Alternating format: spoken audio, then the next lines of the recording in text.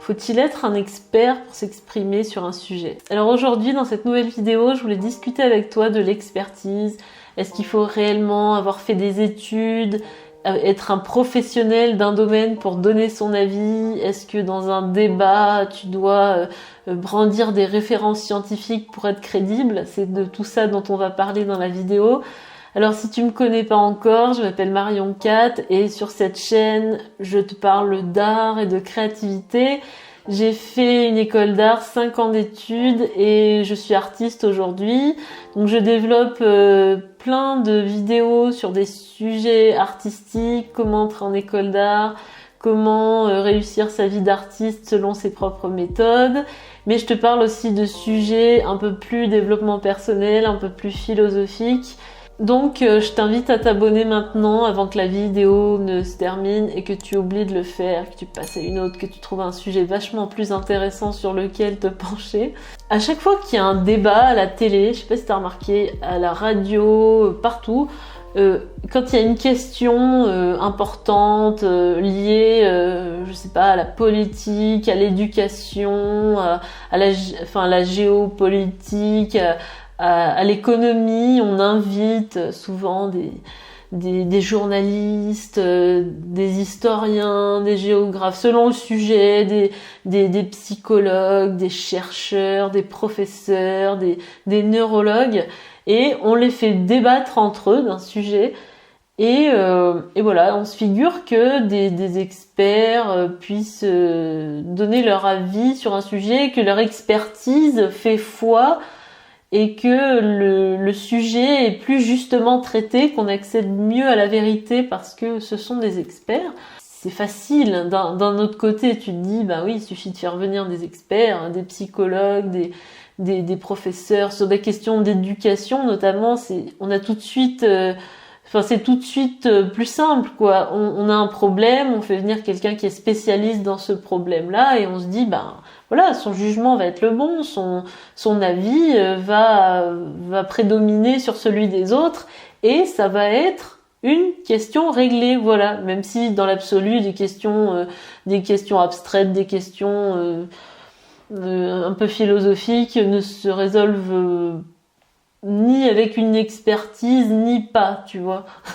Ça commence bien. Alors, déjà qu'on s'entende tout de suite, moi, ce que j'appelle expert et non expert, évidemment, tu peux pas comparer quelqu'un qui est un grand professeur de médecine, qui a un bac plus 8 validé, qui est un grand, ou un bac plus 10, hein, qui est un grand chirurgien ou un grand psychologue et qui pratique le métier de façon assidue depuis 10 ans par rapport à la vie de je sais pas, de ta grand-mère, de ton voisin. Moi, je te parle plutôt des experts, donc des gens qui ont soit fait des études dans le sujet, soit qui ont pratiqué le domaine à un moment donné, comparé à des gens qui sont quand même curieux, qui sont quand même instruits et qui ne sont pas des gens validés du point de vue social, du point de vue qui n'ont pas le diplôme qui correspond au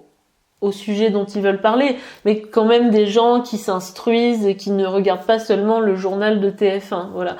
Le problème des experts, par exemple, si je te disais que moi je suis une experte en école d'art, ça serait faux, parce que j'ai étudié en école d'art, j'ai commencé mes études en 2008, donc concrètement, je ne suis pas experte des écoles d'art, même si j'ai quand même des connaissances, même si c'est un parcours que j'ai quand même fait, mais ça n'est pas un environnement dans lequel je baigne actuellement. Et souvent, il y a des confusions. On peut croire que certaines personnes sont des experts d'un domaine, mais elles étaient juste expertes de ce domaine-là il y a 10 ans. Donc ça, déjà, c'est un premier problème qui touche à l'expertise. Est-ce que tu peux avoir fait des études dans un domaine, tu peux avoir eu l'apport d'information ou la pratique d'une discipline à un moment donné, mais maintenant, 5 ou 10 ans après, même 2 ans après, dans certains domaines, es-tu encore un expert? Es-tu encore, même si tu as un titre validé, est-ce que des personnes qui n'ont pas fait d'études dans le sujet, qui n'ont pas été validés socialement pour ce domaine-là ne sont pas plus experts que toi. Ça, c'est un premier point. Et puis, quand tu es expert, tu vois, moi, je vais te prendre mon exemple personnel. Quand j'ai fait ma thèse, j'étais aux côtés d'un directeur qui était très instruit, qui a fait lui-même 2 thèses, qui enseigne à des doctorants. Tu te dis, mais waouh, il n'y a pas au-dessus, tu vois, il n'y a pas plus expert, il n'y a pas meilleur professeur que lui. Sauf que tu te rends compte quand même que quand tu es un expert, t'es vraiment à un niveau où tu ne te remets pas beaucoup en question et où tu considères que ton avis est le bon, que tu accèdes à la vérité parce que tu es validé socialement. Mais en plus, il y a aussi une sacrée influence de la part de ta formation, si tu veux. Enfin, moi, j'étais dans une fac célèbre à Paris et il y avait vraiment des courants de pensée. Tu vois, il y avait des auteurs dont il fallait pas parler. Non, c'était pas bien. Il fallait pas sortir du cadre, si tu veux. Donc, certes, tu deviens un expert, mais tu deviens un expert d'un courant de pensée quand même. Tu deviens pas un expert au sens général, et notamment pas un expert de l'ouverture d'esprit.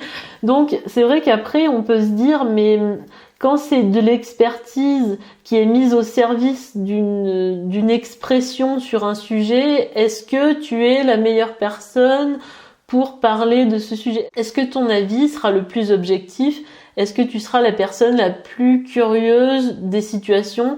Est-ce que tu auras la meilleure analyse de ton environnement, une analyse objective, puisque s'exprimer sur un sujet, c'est certes avoir un avis, mais aussi analyser des situations. Donc, est-ce que tu seras capable de tout ça si tu es un expert? Être un expert aussi, ça veut dire travailler beaucoup sur un sujet. Tu sais, il y a le principe des 10 000 heures de travail qui conduisent à l'excellence, qui conduisent à atteindre la grandeur. Malcolm Gladwell, qui en parlait dans le livre Tous Winners, je crois. Quand on est un expert d'un domaine, on est forcément centré sur ce domaine-là, et on est obligé de se décentrer des autres quelque part. Donc, on n'est pas forcément le plus objectif et le plus curieux des situations, de l'actualité, des choses nouvelles qui arrivent et de ce que disent les autres aussi.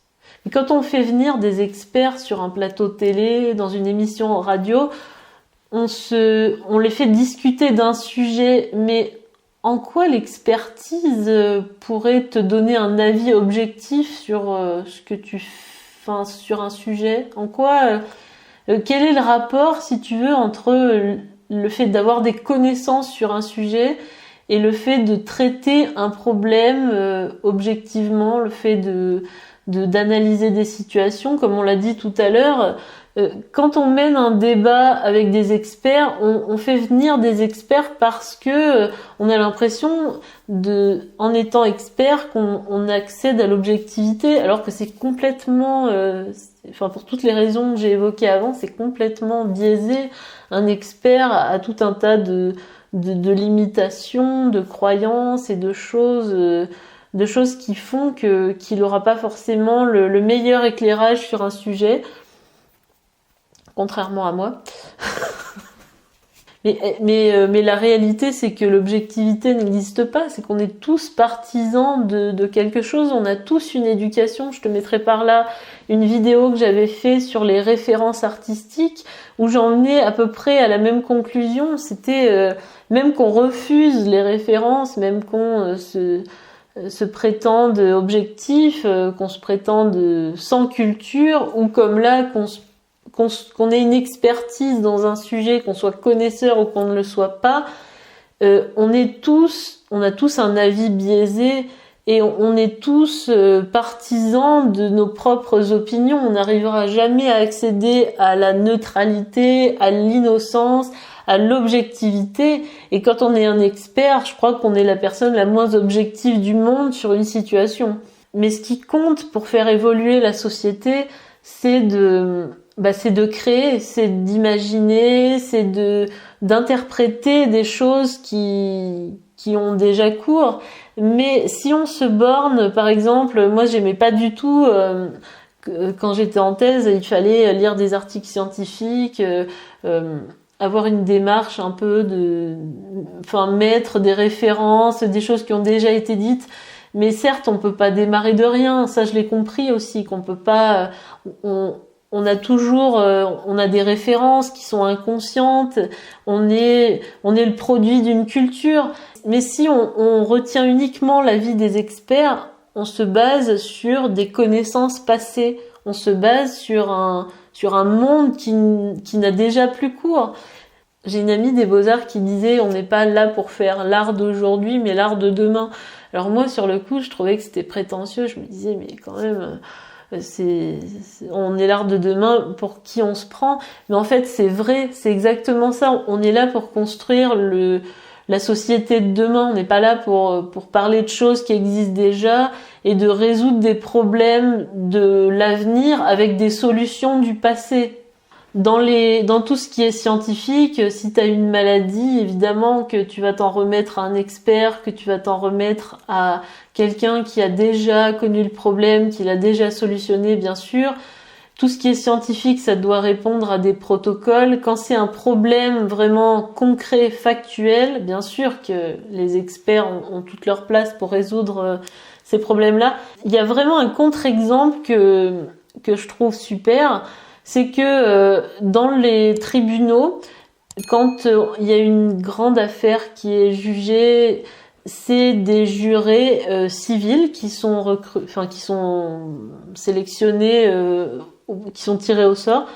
Et finalement, même si c'est un problème, par exemple, de meurtre, quand c'est un problème de jugement des comportements humains, on pourrait se dire pourquoi on fait pas venir un psychologue, un neurologue, un chercheur en éducation, un chercheur en je sais pas trop quoi, pourquoi c'est pas à eux de juger? C'est bien la preuve que le commun des mortels, que tout un chacun a sa place et que l'avis de quelqu'un de non expert est tout à fait intéressant. Moi, je trouve que c'est vraiment l'exemple le plus frappant de ce type de situation.